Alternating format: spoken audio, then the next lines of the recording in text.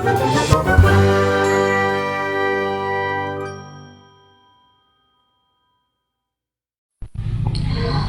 Sobat Mania, berjumpa kembali bersama saya pada channel Chess Live, channel khusus membahas untuk meningkatkan kemampuan catur.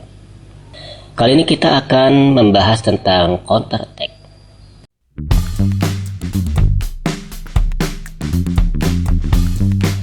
Seringkali dalam permainan catur, kita melihat bahkan mengalami sendiri bahwa keadaan catur kita sedang diserang oleh lawan.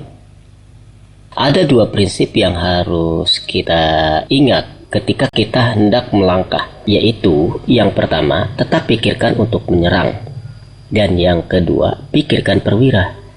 Dalam keadaan terdesak itulah ketika ingat prinsip melangkah tersebut, kita akan menemukan jalan atau langkah yang baik yang bisa kita sebut sebagai counter attack. Counter attack adalah sebuah langkah untuk menyerang balik ke lawan ketika serangan lawan sedikit mengendur. Untuk lebih jelas ya, mari kita lihat contoh berikut yaitu tentang counter attack. Oh iya sobat, untuk yang baru bergabung, jangan lupa subscribe dan tekan tombol loncengnya agar mendapatkan notifikasi awal untuk video-video selanjutnya. Perhatikan diagram berikut ini. Hitam giliran melangkah. Putih telah mengorbankan perwiranya demi sebuah serangan yang kuat. Namun, karena kurang cermat dalam menghitung, putih kekurangan satu langkah tempo yang berakibat fatal. Hitam yang unggul perwira memanfaatkan peluang ini dengan menggunakan prinsip mau melangkah, yaitu pikirkan menyerang dan pikirkan perwira. Hitam melakukan counter attack atau serangan balik pada putih dengan langkah gajah A3. Melakukan ancaman buka jalan sekap. Ini ada hubungannya dengan teknik membuka jalan sekap. Sekarang mari kita lihat. Putih melakukan gajah kali D7 sekap. Berusaha untuk terus menyerang dengan harapan hitam memukul dengan gajah kali D7. Tapi hitam tidak memukul gajah tersebut dan melangkah raja F8. Membuat serangan putih terhenti dan tidak dapat melakukan skak. Saat ini hanya skak yang bisa menyelamatkan buka jalan dari langkah hitam. Kini ancaman hitam cukup serius. Jika gajah C8, maka hitam benteng B5 skak mengambil menteri putih yang di D5. Kemudian putih melangkah raja D2. Terpaksa karena ancaman tersebut sulit dihindari jika tidak ingin kehilangan menteri. Hitam membalas menteri F2 skak. Kemudian putih menutup dengan kuda E2. Terpaksa jika raja D3 maka menteri kali C2 skak. Kemudian hitam gajah kali D7. Menteri kali D7 memukul gajah. Pilihan lain juga tetap akan berakibat kalah. Dilanjutkan hitam gajah B4 skak, raja D3 terpaksa, tak ada lagi jalan. Menteri F3 skak, kemudian raja C4, tak ada lagi jalan. Menteri kali E2 skak. Menteri D3 terpaksa ditutup oleh menteri, karena jika ditutup oleh benteng maka ada menteri kali J2 skak. Menteri kali D3 skak, benteng kali D3, dan setelah raja E7 maka hitam unggul satu gajah. Oke sobat, cukup dipahami dan mudah-mudahan bisa dipahami. Jadi serangan balik ini atau counter attack itu melibatkan unsur-unsur teknik yang pernah saya upload sebelumnya. Makanya ketika kita memahami teknik-teknik tersebut, maka secara penuh kita dapat memikirkan, mengkalkulasi langkah-langkah yang baik. Oh ya sobat, satu hal yang harus sobat perhatikan bahwa counter attack atau serangan balik adalah sebuah strategi dalam rangka memahami seluruh unsur-unsur teknik yang pernah kita bahas. Jadi di dalamnya terdapat unsur-unsur teknik. Selain itu, counter attack juga tidak harus menghasilkan kemenangan. Yang paling utama adalah terhindar dari kekalahan, walaupun hasilnya itu draw. Baik, mari kita mulai pelajaran pertama. Putih giliran melangkah. Saat ini putih menghadapi ancaman hitam, benteng kali H3, dan mat dengan menteri kali H2 skak. Sementara memukul benteng hitam dengan menteri kali F3, ada ancaman hitam menteri kali E1 skak dan mat. Begitu juga dengan G kali F3, mat di H2 dengan menteri kali H2 skak. Bagaimana cara putih menyelamatkan rajanya sehingga terhindar dari kekalahan? Silahkan dicoba untuk mengkalkulasinya.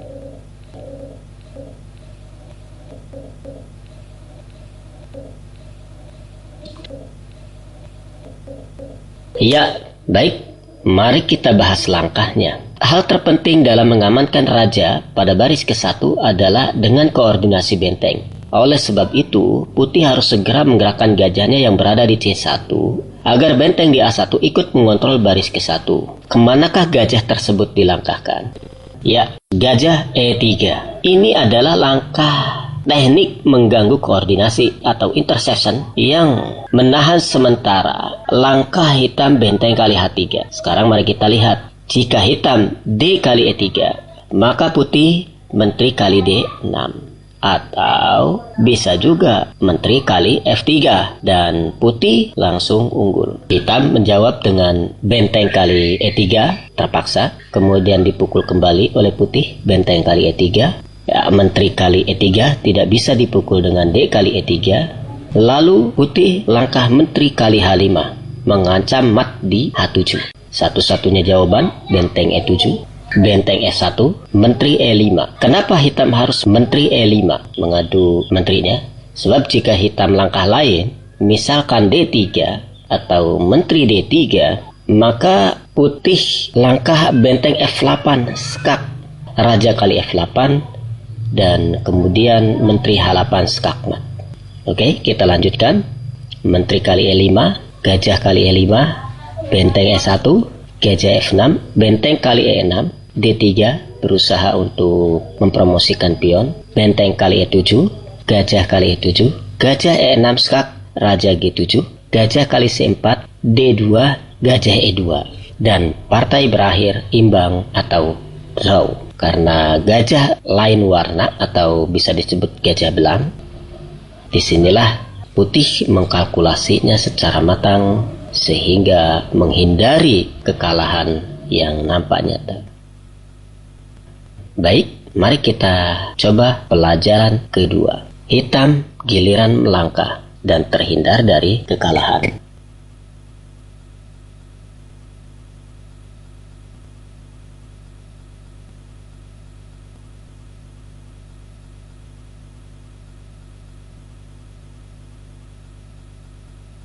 Posisi hitam sedang terdesak dengan ancaman E kali D7. Jika hitam memilih bertahan dengan benteng T7, maka putih cukup menghindari menterinya atau menggeser menterinya sedikit, yaitu umpamanya menteri C5. Maka ancaman putih akan terus berlanjut dan hitam akan segera kalah.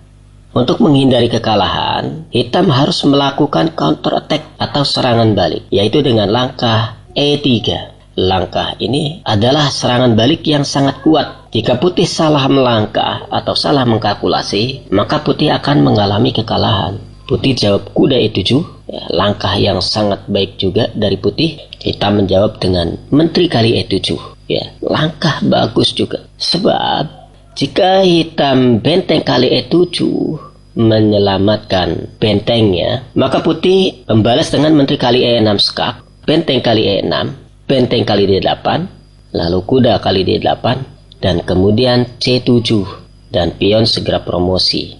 Jika benteng kali C6, maka putih menjawab benteng E8 dan unggul kualitas. Kita lanjutkan. Langkah tadi, hitam menjawab menteri kali E7, putih jawab benteng kali D7, hitam balas dengan E2. Ini langkah yang sangat baik juga. Jika benteng kali D7, benteng kali D7, hitam akan kalah. Kita lanjutkan. Benteng E1 terpaksa. Kemudian hitam menteri E3 skak dan raja G2. Menteri F3 skak, raja G1, menteri E3 skak. Skak abadi dan hitam terhindar dari kekalahan. Baik sobat, kita lanjut pada pelajaran ketiga. Hitam giliran melangkah.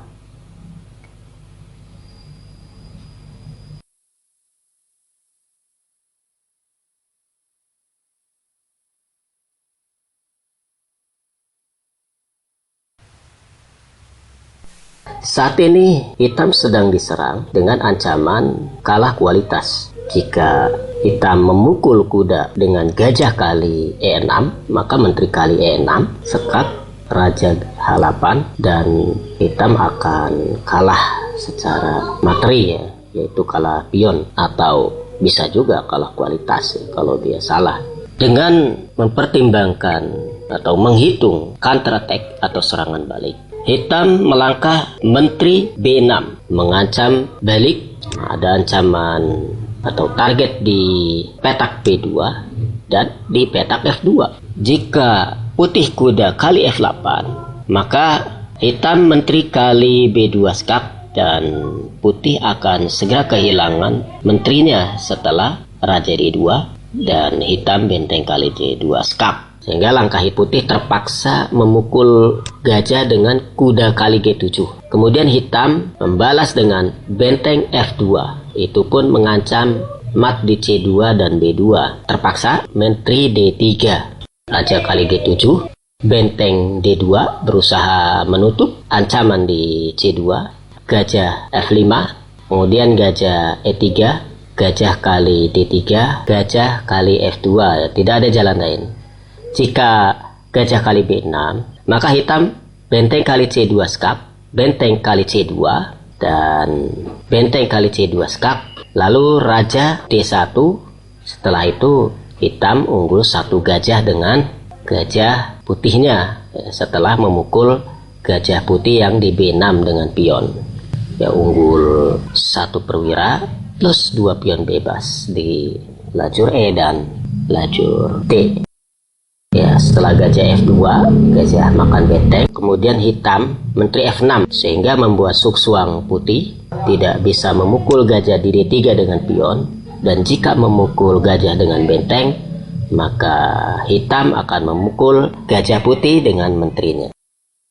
Oke sobat, itulah counter attack atau serangan balik yang membuat hitam menjadi unggul dan terhindar dari kekalahan. Baik, mari kita coba pelajaran keempat. Pelajaran terakhir ya. Silahkan dicoba. Hitam giliran melangkah.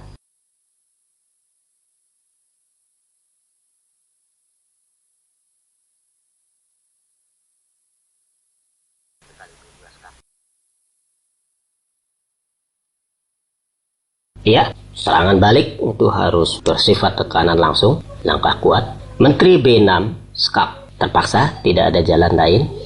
Jika ditutup oleh gajah, dipukul oleh kuda, terpaksa raja G2. Menteri G6 skak, raja F1. Jika raja langsung ke F2, maka gajah H4 ya, dan segera mat di F1. Raja F1, gajah H3 skak, raja E1.